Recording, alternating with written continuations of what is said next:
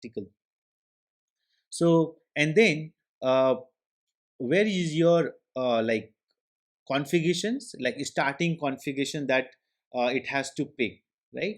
So if you look at this, Argo CD basically communicates to a Kubernetes server, and then in order to start the deployment by Kubernetes, it has to know the entry point, right? So where is the entry point? And for that, we have to define something like this: source and then path.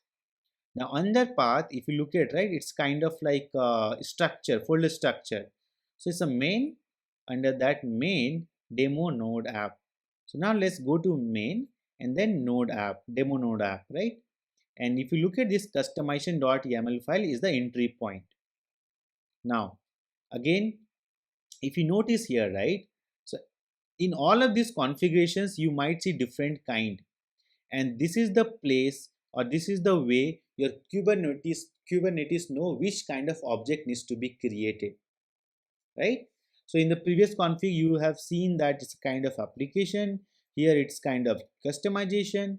Now under this, if you look at, right, bases, so it's like base demo app. So base demo app, again it has customization, but in this we have two resources, deployment and service.yaml. And if you go to deployment, kind will be deployment, and again these are the additional configs that we have to set it. And if you go to service.yaml, we will be seeing kind service, and this is what you are seeing in this diagram, right? So within the cluster we have node, we have service, we have replica set, we have pod, and we have deploy.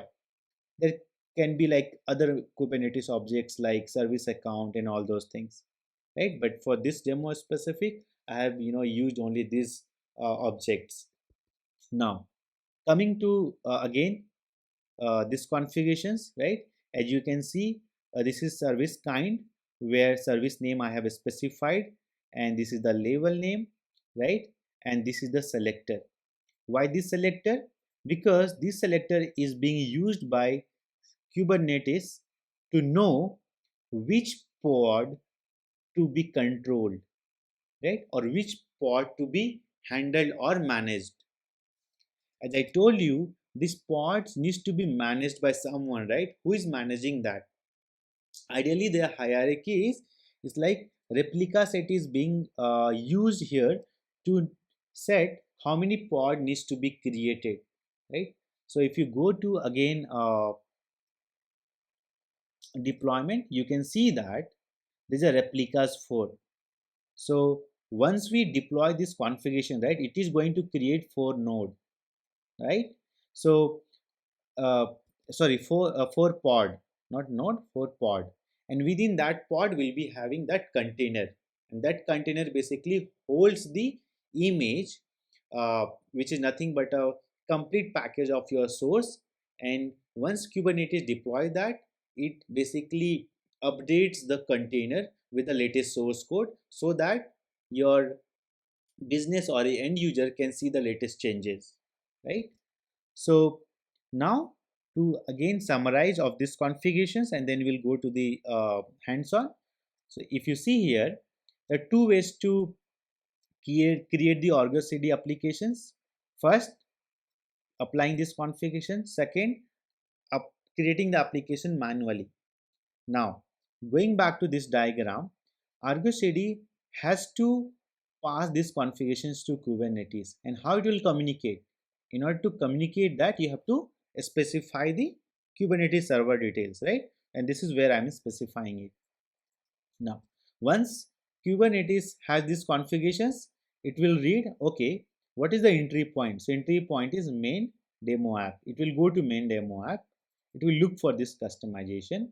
It will see, okay, now again within this, I have to go somewhere else.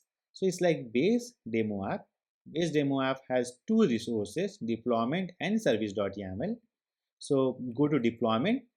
Okay, I have now all the configurations where I have to specify the specific image, right? This image is nothing but, in this example, it's like build retain. So once you specify this, it will read this specific image from ECR, and it will start creating that sorry, not creating, it will start uh, basically, yes, it will creating a new pod by removing the older pod which has the old code base.